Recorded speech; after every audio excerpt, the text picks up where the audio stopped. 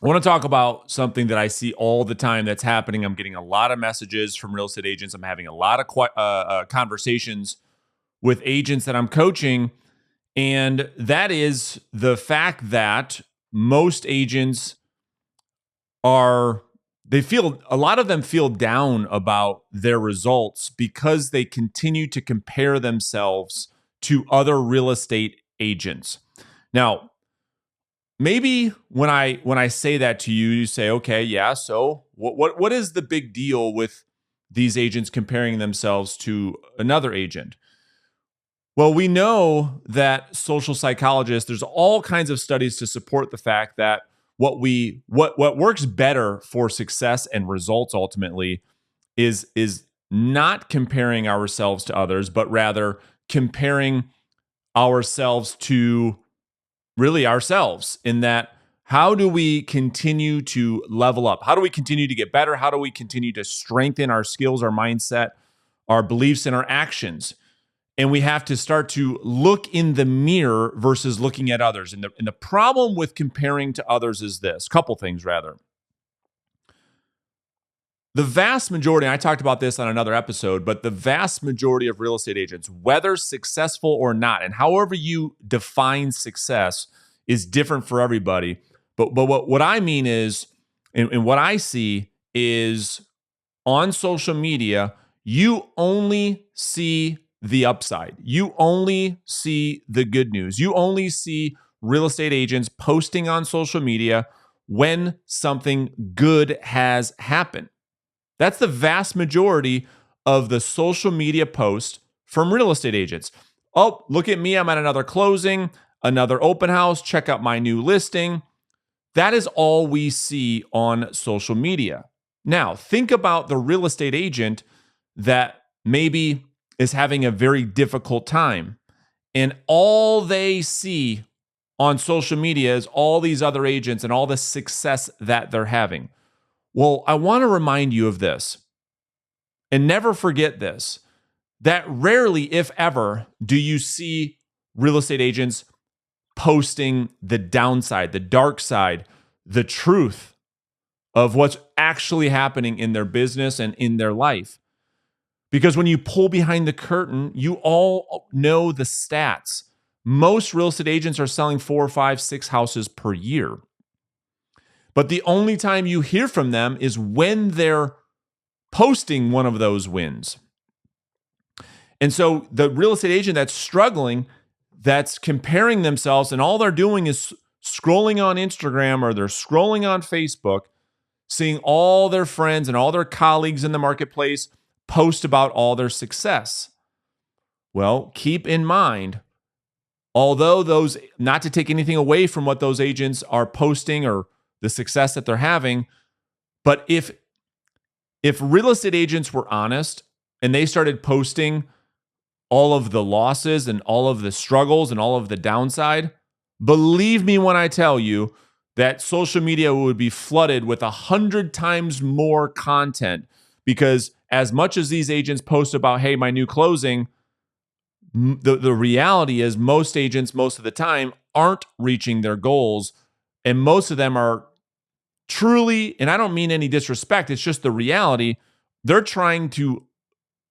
more concerned rather with looking successful on social media than actually being successful.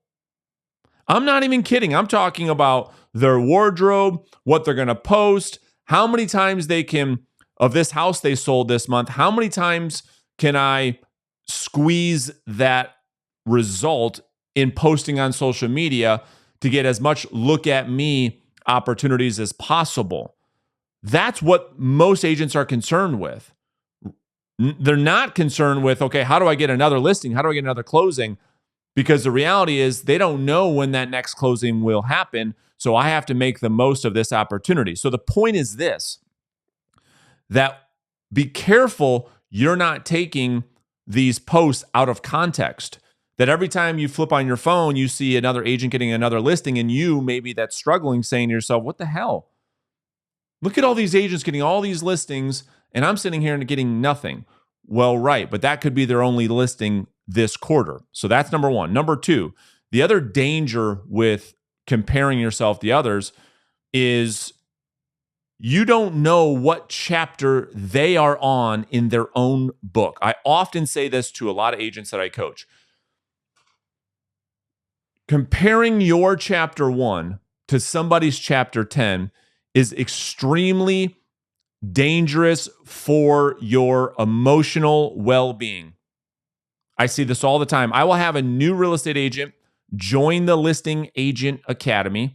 Maybe they're in their first year of being in business, and they'll see one of our coaching students get 10 listings in a week when that agent hasn't had 10 listings in a year. You can't compare the two because one person's been prospecting, having 40, 50 conversations for 14 years. I've been coaching this person for the last 5 years. They have a massive pipeline, massive database. They get repeat and referral business. They're having, like I said, a lot more conversations than maybe that agent that's just starting. So to compare yourself to that person, you're setting yourself up for massive frustration. So what do I recommend you do instead? It's your business. I'm not going to tell you what to do. I will tell you what has helped others and then take from it what you will. Rather than try to compare yourself to other people, create a 30-day action plan. Things that are inside your control. What we're talking about specifically when it relates to your business, I'll keep the personal stuff out of it. I'm talking about the length of time that you're going to prospect over the next 30 days. The amount of outbound dials that you're going to make over the next 30 days. The amount of conversations you want to have over the next 30 days. The number of leads you're going to generate. The number of appointments you're going to set. The number of appointments you're going to go on. And the number of listings you will take. When you create this action plan over the next 30 days, your goal is to have that plan in front of you and execute the plan. That's part 1. Part 2, the most important part of this process is to do what we call a monthly business review. That at the end of the month, we look at the 30-day plan and we say to ourselves, okay, what was the plan versus what did I actually do? And what were the results that I produced? And going into that following month, now the goal is to beat the last 30 days. That's the game that you play. That's the game that if you continue to play month over month, year over year, you will continue to level up. If you're always focused on beating the last 30 days. Maybe last month, you had 197 conversations or contacts. Now this month, you're going to say, well, I'm going to beat that. I'm in control of how many people I talk to. I'm going to do 250 conversations this month. I'm going to do 350 conversations this month. And you continue to level up month over month over month over month. What I know you will find, not only will your business increase, which is why we're doing this, but it puts your attention to things that you can control.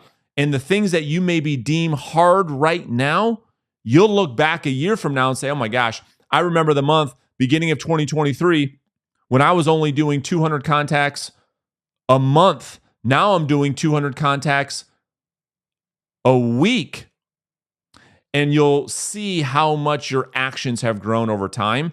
And as a result, your results double, triple, quadruple because you're not comparing to others, but you're constantly improving yourself by reviewing what you've done over the past 30 days. So if you want help putting one of those plans together, you want to have a coaching relationship, someone to help you execute that plan, like I said at the beginning of this video, feel free to click the link in the description. You can find out more about coaching with me.